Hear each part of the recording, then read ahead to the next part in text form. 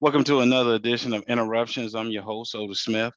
Today, my next guest is an activist. She has a doctorate in law. She comes from a very prominent family here in Atlanta, Georgia. She's a Georgia peach. But most importantly to me, she's an anointed woman of God. And I'm talking no other than Dr. Bernice King. How you doing today? I'm doing good. How are you? I'm doing all right. Uh, Yeah, I like that Georgia peach. oh yeah. Well, I'm from It's Georgia, it's only so it's only few. It's only a few of us left. only Only a a few few. of Well, us I'm not a left. peach, but I'm born in. Yeah, My yeah. wife is. My wife Right, is. So right. born and raised in Georgia. So, uh, your family have meant a great deal to us here in Georgia, and it's a great thing we can always claim you as our own. So I thank you for blessing me with your presence. I don't take it lightly. You could be doing any other thing at this point in time. So I thank you for blessing me with your presence on this day. Well, thank you. I'm glad to be a part of this, and I want to know what we're interrupting. Uh, Interruptions. that's you know what's funny? You know what's funny? I had comedian Rodney Perry on, and I got ready to introduce him, and then he interrupted me introducing. He said, "How you gonna have a show called Interruption and don't get interrupted?" So,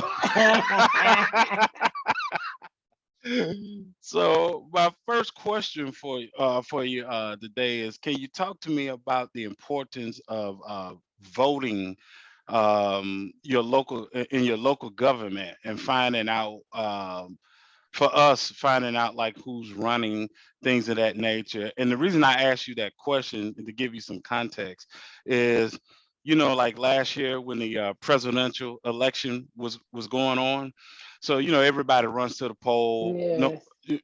who they're going to vote for, but you don't realize until you get in there, like, no, you don't get to There's a just lot of vote for the there's a, president and leave. right. There's a lot of other stuff on the ballot. Right, there's a lot of stuff on the Like, ballot. You like what? I don't wasn't know what prepared. I don't know.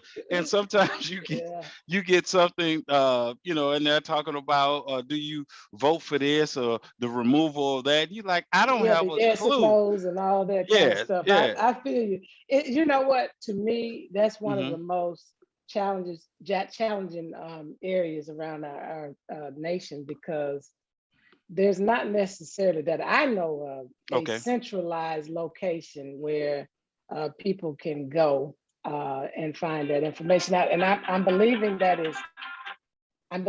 is intentional Okay. in many regards, kind of to keep things as a status quo.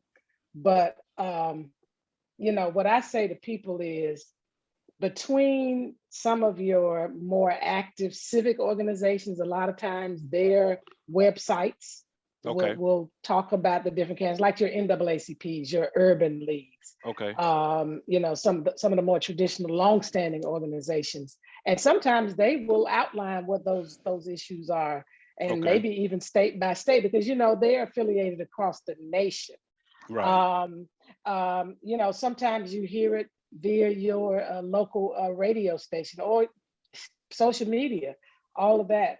But certainly at your state government website, and perhaps even the municipality website, there will be information on there, especially around those extra issues about. Sometimes they'll say amend the Constitution to do this, or they'll say a resolution about this, or whatever the case Right. might be. Should we add a certain tax to whatever? Sure. Yeah, so I know exactly what you're talking about, because many times I'm very frustrated as educated in the way as I consider myself to be. I'm Right. often ignorant of those things, and wish I knew where to find all that out as well as a centralized location, because our lives, people are busy.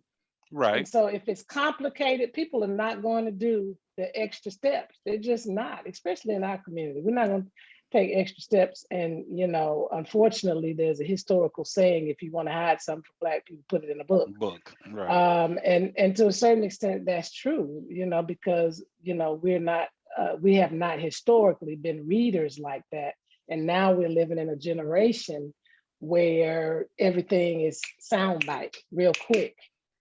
So I tell people that it's very important that not only where you go, but that you understand that everything about our lives on a day-to-day basis is Sure. affected more at the local and the state level than at the national level. Zoning, education.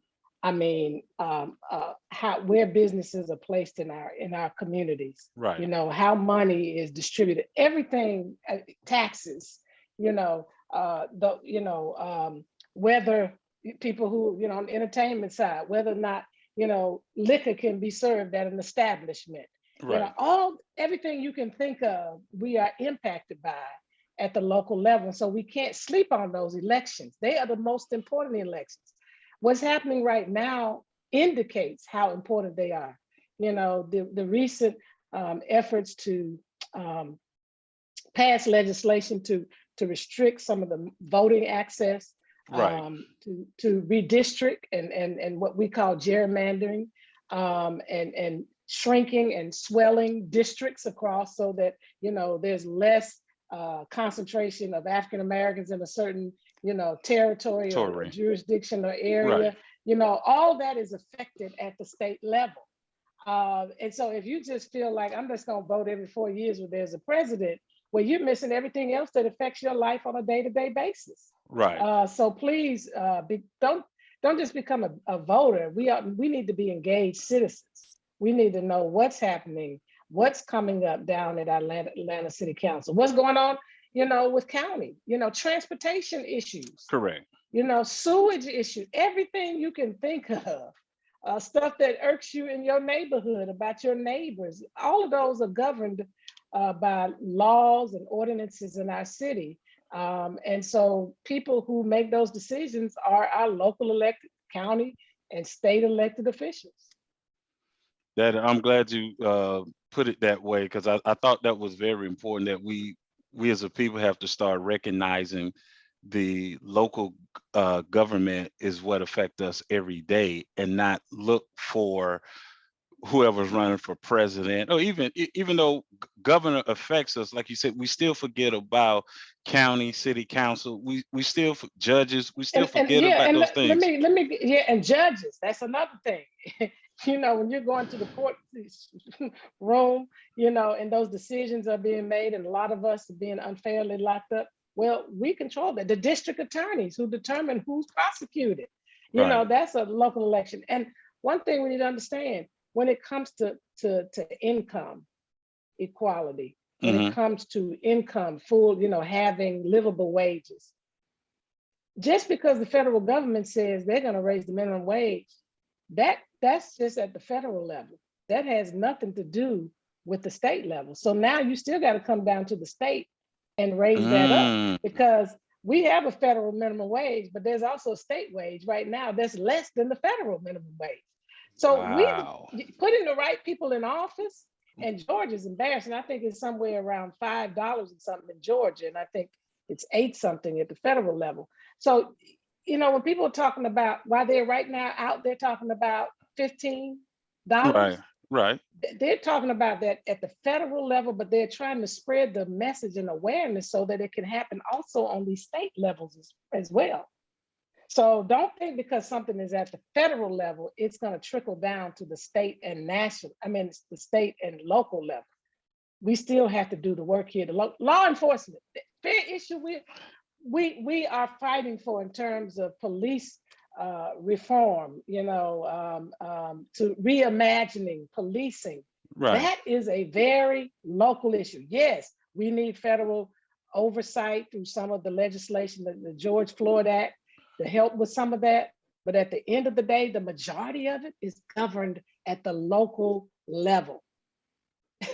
And that was, and you see, that's how I know you're a pro at this, because you segued to my second question, which was talking about uh, police reform. Is it time for us at the as a community, Black and Brown, to start mandating more from the government and local level of police reform?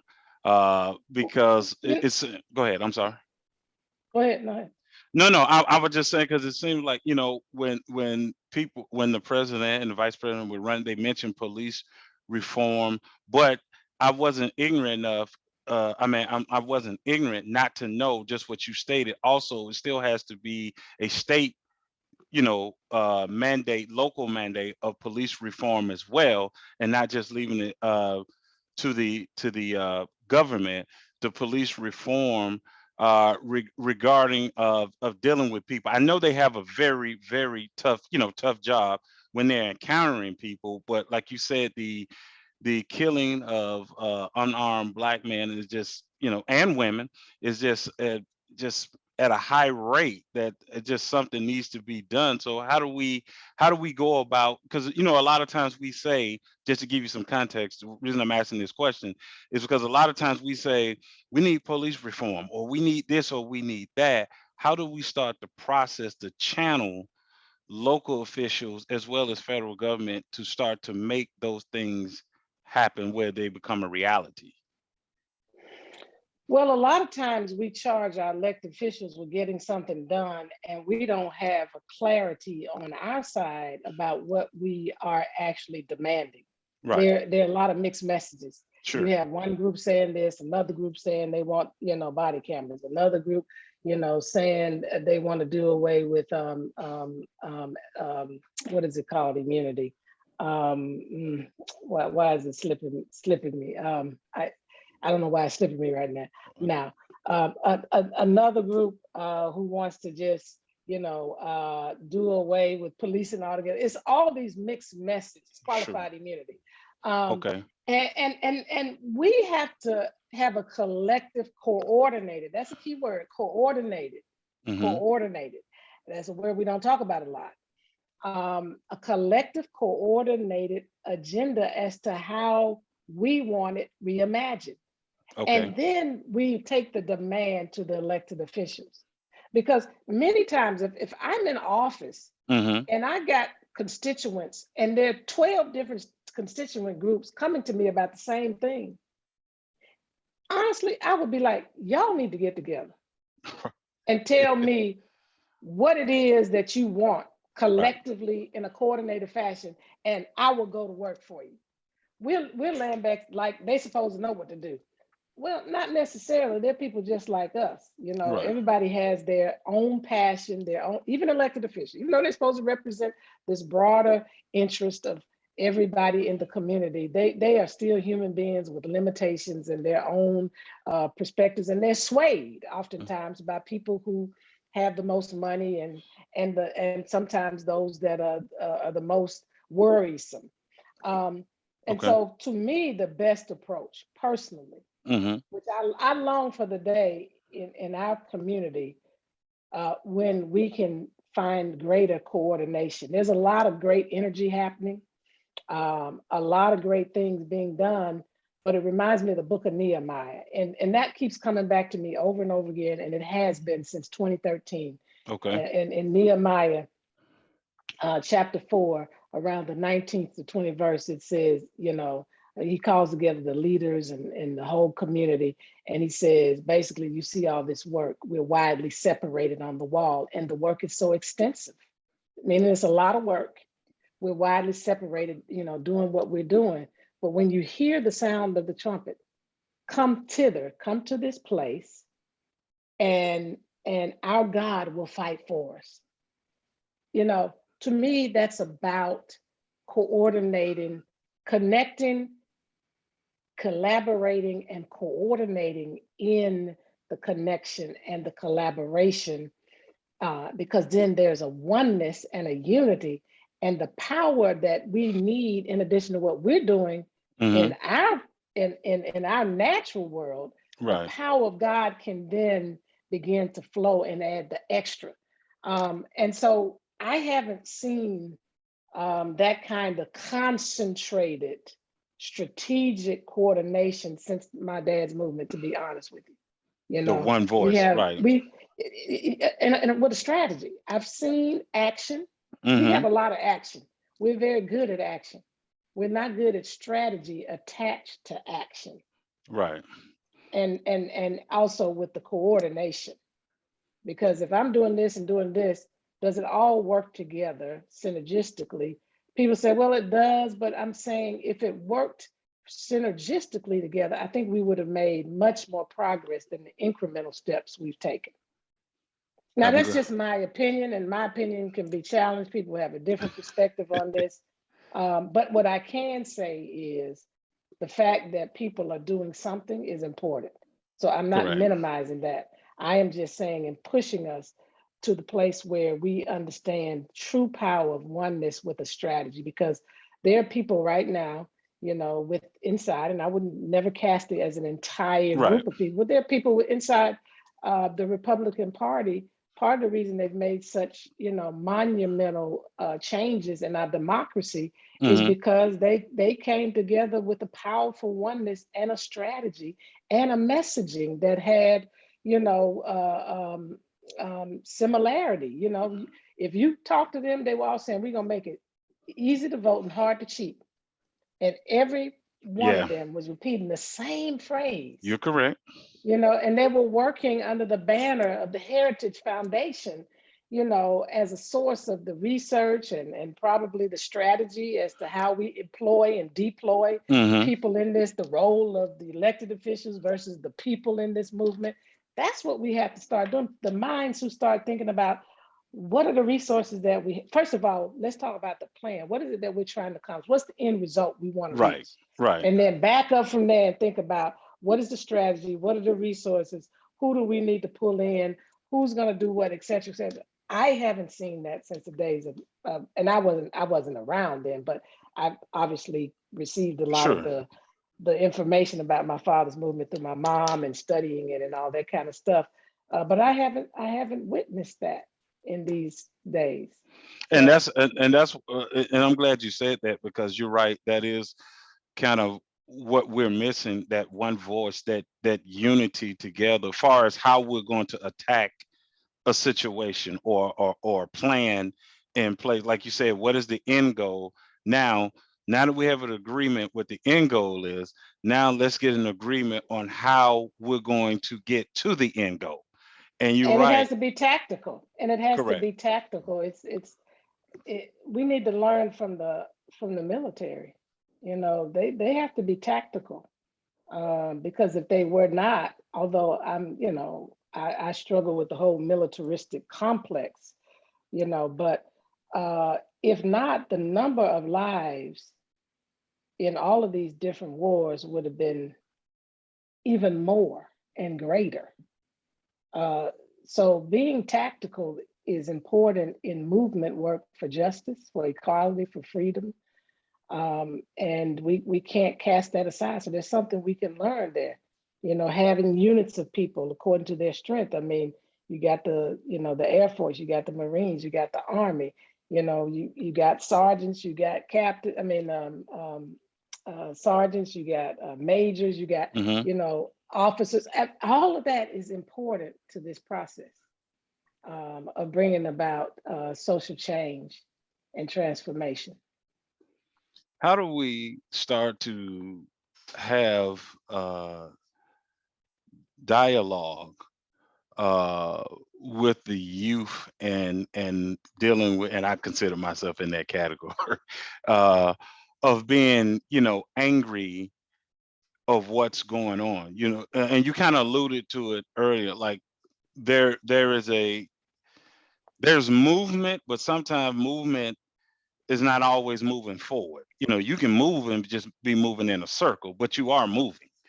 And how do we, because a Right. lot of times with the situation with George Floyd and Aubrey and the countless nameless of different people, we see what happened and we get fired up, we get energized, and it starts for a minute, but it dissipates, because the Bible says that the youth are strong, right? They energize, but the elders know the way. How do we begin to merge the elders who can give wisdom to how to proceed with making change, and then how do we also deal with the youth anger? Because and I'm sure you've heard this, a lot of times they're saying, well, when Dr. King was here and we was marching and stuff, that was good back then, but now we need to, do something else. How do we merge those Well, two? it's not easy to answer it I completely get here, I got you. because a lot of it it comes under the training that we do through the King Center. Most people have not studied my father's movement. They don't know that it was strategy and tactic, and Right. there was education and training. They just see people out there, in the streets with, sitting at lunch counters, or being water hose and billy clubs, standing up for what's right. But there was a whole lot that went into that, and it's a whole comprehensive process that you have to go through that helps to channel that anger into something more constructive. The problem is we haven't provided outlets for the young people to take that anger into something constructive, Mm, which gotcha. nonviolence does. And it gives you a focus on an ultimate goal. It helps you to develop a strategy and tactics to go with that strategy, and gives you means to continue to tweak and upgrade as you go along. Because, as you know, when you're fighting against injustice, Hmm. there's always going to be pushback. There's always going to be resistance. There's always going to be strategy on the other side, Right. to continue to try to stop or inhibit or prohibit. And so there's a whole teaching around here. But more importantly, we have to begin to think outside of our common boxes. All we know to do is respond or react when something happens. Not saying that that's a bad idea, but what comes next after you do that? So let me give you an example. Okay. When when all of the cities begin to have demonstrations or protests after George Floyd was killed, Right. here in Atlanta, I was having different conversations with different groups of people, some Sure. young people, Hmm. some with people associated with the mayor's office. And I distinctly remember saying to both both of those groups, people Hmm. connected there, wouldn't it be good if we could figure out how to get the young people connected to the members of the police union? Okay. Because they're spending energy targeting the mayor, Hmm. and without understanding the position the mayor's in.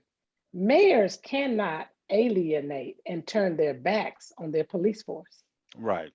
They can hold them accountable, yes, but they can't turn their backs. They still got to work with them tomorrow, the next day, to whatever, to keep the city managed. We will never, right now, in the climate we're in now, be able to do totally away with policing. There's a place for that, but there's also a Right. place to expand so that those things that don't need that kind of policing, Sure. gets the proper services. So I was like, why not have the mayor um, arrange a meeting between the police union and the young people? Because they're angry, they're pissed off, they want the mayor to do something, but the mayor's caught between them and the police union. Right. You know what I'm saying? Yeah. And I told the young people, I said, have you thought about not just trying to force the mayor's hand? Have you thought about trying to get a meeting with members of the police union and having dialogue so that they understand your frustrations, where they lie, and see if there's a pathway forward? We don't think, because we just want to be mad. We just want to draw lines and keep drawing lines. I like our current mayor in the city of Atlanta that's coming up. He said, I don't draw lines. He said, I draw circles. That Gotcha. means getting everybody in this. Right. So lines mean us and them. Them. Circle means we're all connected and interconnected in this process. And all this stuff that we're faced with, we're going to have to figure it out together. I don't know if anger serves no one. And more importantly, it is more damaging to the person who allows it to fester. Doesn't mean you Right. shouldn't be angry, because the Bible Right. gives us permission to be angry. Be angry. That's what the Bible says. But don't sin. Don't sin Correct. in your anger. So Correct. don't let that anger sit so much in you that it causes you to be able to separate from yourself, because you can become embattled in yourself, and other people. You got to be constructive enough to say, okay, there's an outcome I want here. What are you angry about? Be Right. clear on that. Okay. And then what is it that you would like to see as an outcome? Be clear Mm. on that. And then as I said, there's a process and strategy. But again, you know, I invite your listeners to visit the kingcenter.org, and from time to time we have these trainings, um, that they can just begin to think a little bit differently about how to be more constructive with With their the anger. anger. You did that so beautifully and gave a great answer that it actually answered my next question. So that was great because um like you said, a lot of times we're angry, but we don't think about, and the key word you've been saying over and over, so I hope my listeners will hear it, is like you said, be clear what you're angry about, and then what you would like to see happen, and then like you said, to strategize to make that a reality. But we can't no longer, just like you said, just be angry for the sake of being angry because we feel like uh something is not being done. We got to stop waiting on the next person to I Exactly. always said, if God put it in you, then you the one that's supposed to be doing it. not Exactly. not the other person. And uh and and also, to the yeah, second part of your question, real sure, quick, sure. those of us in my generation Hmm. have to connect with the younger generation. Step to them and see where they are, you know, and start where they are and try to give them ways to see what it is that they are dealing with in another way. Don't judge, because I think what our generation has tended to do is to judge them, but undergird them, help to, guide, Sure. okay, that's where you are. That's why I said ask critical questions, have dialogue. We got to start having dialogue, because at the end of the day, no generation is going to be exempt from this freedom struggle. Technically, what I say usually to people is, when my mother says struggle is a never ending process, freedom is never really won, you earn it and win it in every generation. She was basically saying that every generation is called to the freedom struggle. And it's not Right. about an age group when I'm speaking of this. It's about, if you're living in that generation of time, Correct. right? We're living now in the time period of the 2020s. Hmm. So we're in that generation. I'm an older person in that generation of time, and I Right. come from another generation, but I'm still in a generation of time with you Sure. to address these critical issues. So we can't, again, we got to draw circles. We're all a part of this. There's a role for everybody in that generation of time. And yes, the energy Right. is there, but without the wisdom, Right. you could run amok Yeah. and create more problems and challenges. So why not draw upon some of the wisdom from the older generation? Listen to it. And it doesn't mean you have to accept all of it, but you can hear and get the essence of it, and tweak it, the way it needs to be tweaked, for your comfortability in carrying it out. But you cannot discount, because the reason they even have, or where they are today, good, bad, ugly, and different, is Right. another generation brought us to this, Yeah. and they delivered us good stuff and they delivered us bad stuff. I mean, and every generation does that. Every generation. So we got to sort through all that and help to, overcome some of that bad and strengthen the good, as we keep moving forward. I used to sit down and talk to my mother because it was my mother generation that was part of your father's generation. And I used to always, my mother was from Montgomery, Alabama. And so I used to always ask her and my aunts, like, what was it like at that time? Because I was born in 71. So by that time, I wasn't Right. dealing with what they were dealing with. And and I had to tell, I said, I thank God for your generation, because somebody had to say, like you stated, we have to progress further than from where my grandmother's generation was. Mm-hmm. and all the things. Do you know, to this day, all honestly, to this day, I'm still nervous. I'm always nervous if I'm in Mississippi, Mm-hmm. I can because understand that. it's like Mississippi still to me has a cloud that hangs over it Mm-hmm. from what your father and others were doing at that time. Look, Uh, I'm nervous yeah. outside of metropolitan Atlanta in the South. And I'm whose Yeah, child I am. Trust me. yeah, yeah, Sometimes I walk in some of those convenience stores when I'm, on the road traveling, and right. I'm concerned if I might end up running into something. Somebody, calling me out of my name, and you'd be surprised how much goes through my head. I no, I trust And me. I like, believe okay, you. with these roads, I don't want to be, I don't want to be stopped. How do you, for you, how do you continue to fight um, for the people, being an activist and being, who you are, and also the work that you've done? How do you do that and also not lose the message of the gospel? The reason I say that is because some people who are ministers and like yourself and like even like your father, but the one of the difference I've always saw with your father, just hearing the speeches, I could always hear the gospel in your father. I could always hear the word of God in your father. And so how do you balance that? You're fighting for equality, you're fighting, but you're never losing the message of the gospel. Well, I think it's where you start. I mean, that has to be your foundation, your Gotcha. daily foundation. It can't be a religion. It has to be a lifestyle. It was a Correct. lifestyle for my father.